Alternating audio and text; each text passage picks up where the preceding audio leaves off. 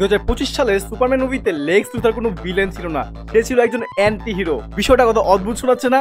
Wait wait wait, আপনারা আবার কমেন্টে গিয়ে গালাগালি করেন না ভাই। কি বলতেছো, সুপারম্যানের ভিলেন তো লেক্স লুথার, একদম ক্লিয়ারলি সে খারাপ কাজ করে, সে একজন ভিলেন, সে অ্যান্টি হিরো কেমনে হয়? বাট ওয়েট, আমি আপনাদের সবকিছু এক্সপ্লেন করছি অ্যান্ড কি কি জিনিস তাকে অ্যান্টি হিরো বানায় আজকে আমরা তা লেক্স লুথারের পয়েন্ট অফ ভিউ থেকে দেখার চেষ্টা করব।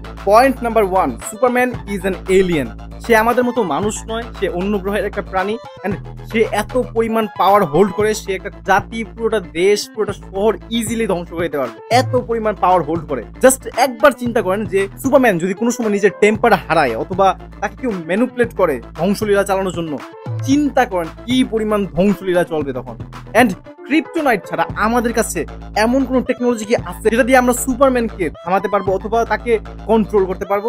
নাই ভাই, আমাদের কাছে এমন কোন টেকনোলজি নাই। এন্ড এই জিনিসটাই লেক্স লুথরকে ভাই ঘুমাইতে দেয় না ভাই, ওই এই জিনিসটা নিয়ে সবচেয়ে বেশি চিন্তিত। এন্ড